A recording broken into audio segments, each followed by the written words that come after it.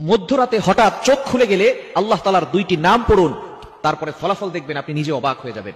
মধ্যরাত, এই রাতটা হচ্ছে রাতের শেষ অংশে যদি আপনার চোখ খুলে যায় তাহলে মনে করবেন আল্লাহ তাআলা আপনাকে সফলতার দ্বার প্রান্তে পৌঁছে দেওয়ার জন্য আপনার চোখটাকে খুলে দিয়েছে। কিন্তু দুঃখজনক হলেও সত্য, আমরা অনেকেই রাতের বেলা হঠাৎ করে চোখ খুলে গেলে অথবা ঘুম ভেঙে গেলে কিন্তু আমরা আল্লাহকে স্মরণ করি না।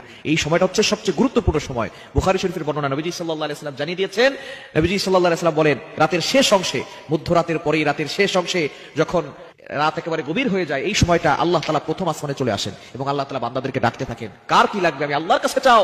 রাতের শেষ অংশে এই সময়গুলোতে, এই সময় যদি আপনার চোখ খুলে যায়, আপনি এই আমলগুলো করতে দেরি করবেন না। আপনার উযু করার দরকার নাই, ওই অবস্থায় আপনি আমলটি করবেন। আল্লাহ তাআলা দুইটি নাম পড়বেন 11 বার করে। কয়বার?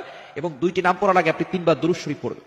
দুরুদের ভিতরে সর্বশ্রেষ্ঠ দুরুদ হচ্ছে দুরুদ ইব্রাহিম। এই দুরুদটি বেশি বেশি পড়ার চেষ্টা করবেন। আল্লাহুম্মা সাল্লি আলা মুহাম্মাদ ওয়া আলা আলি মুহাম্মাদ কামা সাল্লাইতা আলা ইব্রাহিম ওয়া আলা আলি ইব্রাহিম ইন্নাকা হামিদুম মাজিদ। আল্লাহুম্মা বারিক আলা মুহাম্মাদ ওয়া আলা আলি মুহাম্মাদ কামা বারাকতা আলা ইব্রাহিম ওয়া আলা আলি ইব্রাহিম ইন্নাকা হামিদুম মাজিদ। এটা আপনি 3 বার পড়বেন। আর যদি এটা একটু বেশি কষ্ট হয়ে যায় তাহলে সাল্লাল্লাহু আলাইহি ওয়াসাল্লাম, সাল্লাল্লাহু আলাইহি ওয়াসাল্লাম, সাল্লাল্লাহু আলাইহি ওয়াসাল্লাম, এটা 3 বার পড়বেন। এরপর আল্লাহ তাআলার দুইটি গুণবাচক নাম পড়বেন।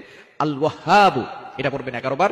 আর হচ্ছে ইয়া ফাত্তাহু, এটা পড়বেন 11 বার। এই দুইটি নাম পড়ে আপনি আল্লাহর কাছে দোয়া করবেন, দেখবেন আল্লাহ তাআলা আপনার সকল চাওয়া পাওয়াগুলো কবুল করবেন, আপনার নেক আশাগুলো আল্লাহ তাআলা কবুল করবেন।